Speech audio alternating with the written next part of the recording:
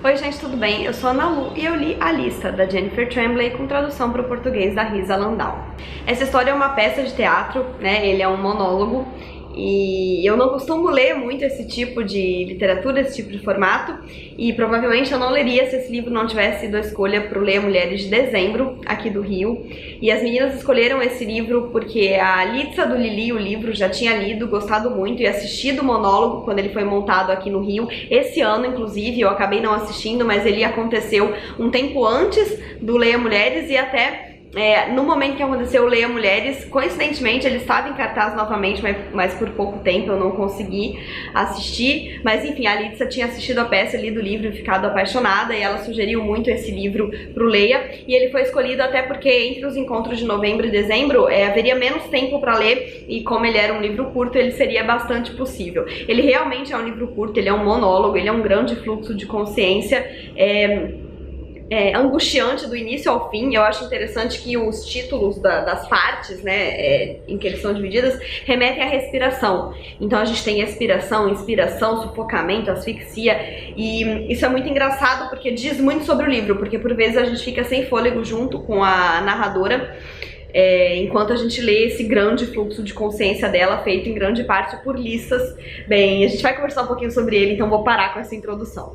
Não encostei um dedo nela, não mandei ninguém assassiná-la, no entanto é como se tivesse, diriam que eu a matei. Essas são as primeiras falas do monólogo, é o início do livro, e a gente vai conhecendo então essa narradora, muito por conta do que ela tem a dizer sobre a vida e principalmente sobre a Caroline, que é uma vizinha / conhecida dela, que, enfim, tá ali dividindo aquele ambiente com ela, né? A escritora, ela é canadense, ela vai narrar cenas que acontecem em um inverno bastante rigoroso. A gente tem aqui a capa, né, que ela é bastante sugestiva disso, né, então a gente imagina tudo branco.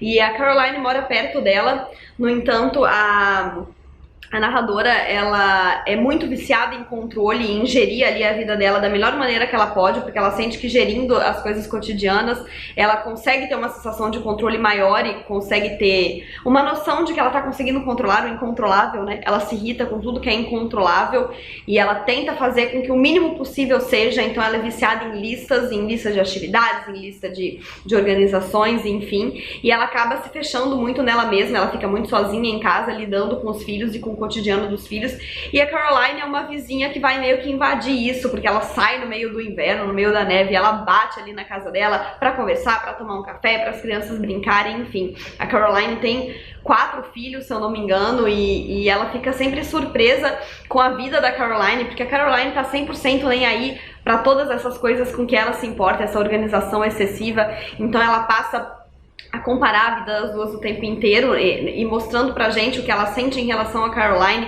e essa aflição que ela tem quando ela vê a vida da Caroline, que eu diria ao mesmo tempo que ela tem uma certa inveja da Caroline, porque a Caroline é tudo que ela não consegue ser. Ela é uma pessoa livre, é uma pessoa tranquila, que não tá nem aí pras regras, porque no fundo ela sabe que ela é meio que refém das regras e refém da organização e refém dela mesma.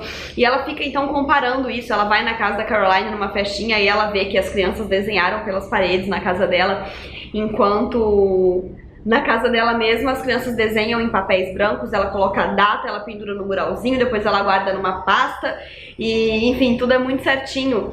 Só que o livro, ao mesmo tempo que essa angústia, a gente sabe desde o início que a Caroline está morta e que ela de alguma forma tem a ver com isso ou se sente tendo a ver com isso, e a gente vai querer então descobrir esse clímax no livro, que a gente já sabe o que é, mas a gente não sabe como, e junto com essa narradora a gente vai tentando entender que por mais que ela tente ter controle, ela acaba não tendo, e ela acaba deixando passar coisas importantes, porque ela tá, né, apegada ao que ela tem que fazer na ordem que ela tem que fazer.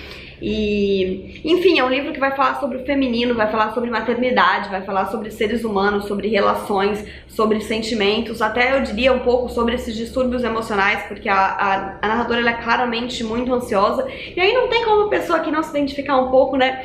Mas enfim, eu acho que esse é mais um dos livros em que é mais legal tê-lo lido e pensado sobre ele do que o momento de estar lendo. Eu não gostei tanto da leitura enquanto eu estava lendo, apesar de ter vivido essa angústia, né, e querido chegar até o fim para descobrir o que estava acontecendo. A discussão do Leia foi muito melhor do que o livro em si. Muito papo rolou sobre mulheres, sobre maternidade, sobre essa questão de comparar sua vida com a do outro, sobre a questão de carregar culpas que não necessariamente são suas. Então a conversa sobre um livro tão pequeno foi muito interessante, rendeu muito.